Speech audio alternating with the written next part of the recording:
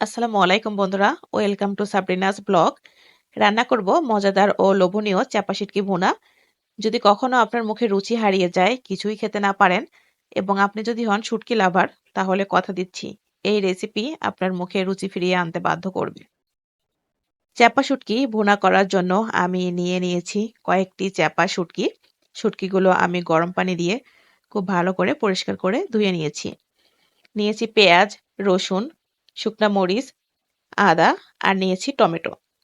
সামুদ্রিক শুটকিতে প্রচুর পরিমাণে লবণ থাকে, তাই আমি একটু বেশি করে টমেটো নিয়েছি যাতে লবণের ব্যালেন্সটা একেবারে ঠিক থাকে।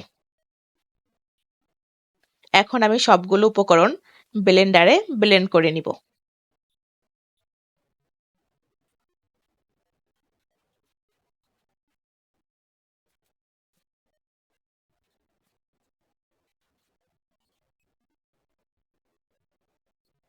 ব্লেন্ড করে নিয়েছি।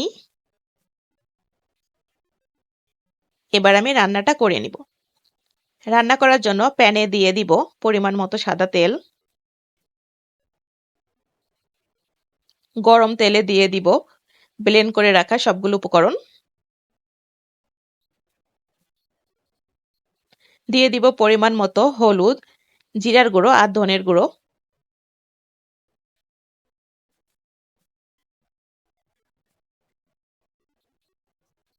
কিছুটা পানি দিয়ে দিব। একটু মরিচের গুঁড়োও দিয়ে দিব। এবার সময় নিয়ে রান্নাটা করে নিতে হবে।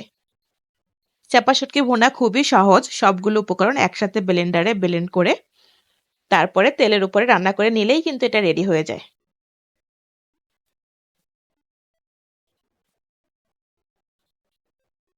আমার শুটকি বোনা হয়ে এসেছে। এবার তুলে নিব। বন্ধুরা, এই হচ্ছে আমার চাপা শুটকি ভুনা। আপনারা দেখলেন এটা রান্না করা ঠিক কতটা সহজ। আপনারা অবশ্যই বলবেন আমার রান্নাটা কেমন হলো। পুরো রান্নায় আমি কোনো প্রকার লবণ ব্যবহার করিনি। চাপা শুটকিতে প্রচুর পরিমাণে লবণ থাকে। আপনারা যখন রান্নাটা করবেন তখন অবশ্যই খেয়াল রাখবেন যে এটাতে লবণ আছে কি না। লবণ যদি থাকে তাহলে টমেটো দিয়ে এটা ব্যালেন্স করবেন, আর যদি লবণ না থাকে তাহলে অবশ্যই লবণ দিয়ে দিবেন। যদি রান্নাটা আপনাদের ভালো লেগে থাকে তাহলে আমার চ্যানেলটি অবশ্যই সাবস্ক্রাইব করে দিবেন, লাইক করবেন, কমেন্ট করবেন। সবাই ভালো থাকবেন, সুস্থ থাকবেন। আজকের মতো এ পর্যন্তই। আসসালামু আলাইকুম।